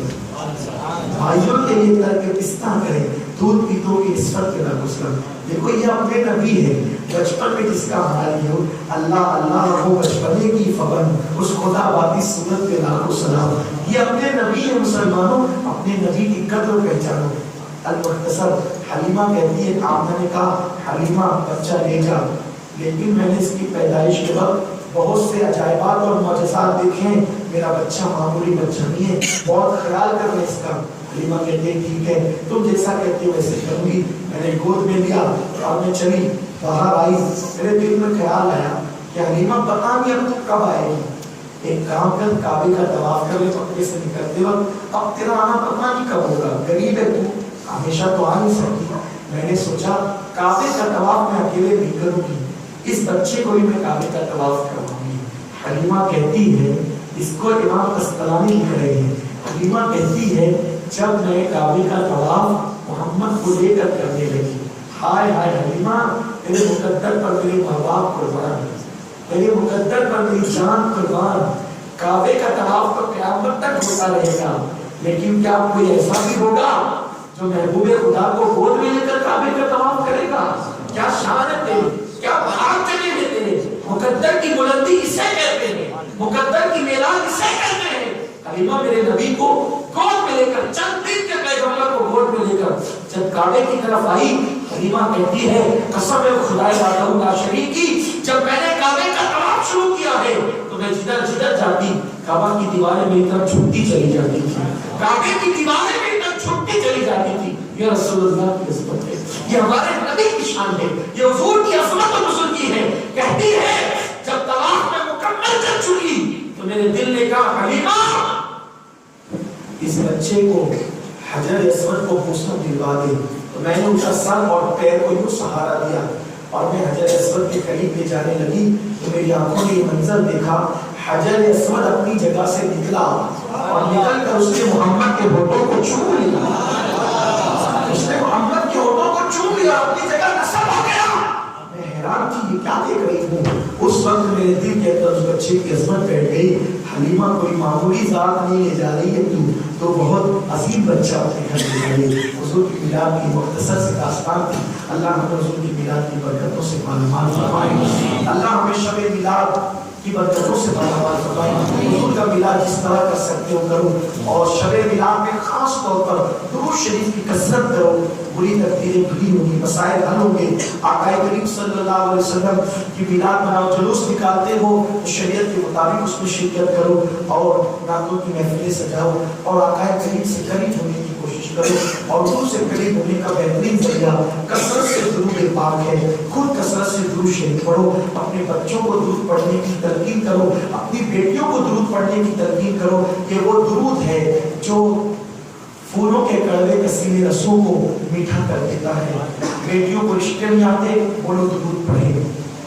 بیٹیاں باہر لے گئے, درود پڑھیں. کاروبار میں تنگی بہنیں, درود پڑھیں. درود شریف کی کثرت کرے. یہ وہ عمل ہے فرشتے بھی کرتے ہیں, اور درود اللہ اپنے محبوب پر نازل کرتا ہے.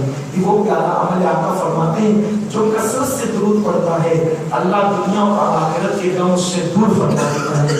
درود کثرت سے پڑھیے, ہر مسئلہ حل ہوگا. اللہ مجھے توفیق دے, آقا سے سچا عشق دے, حضور علیہ السلام کی تعظیم نصیب فرمائے, اور اللہ تعالیٰ گفتگو کے درمیان کوئی غلطی تو معاف کر دے, اور اللہ تعالیٰ اس گفتگو کو قبول کر دے, ہم سب کے لیے نجات کا ذریعہ بنا دے.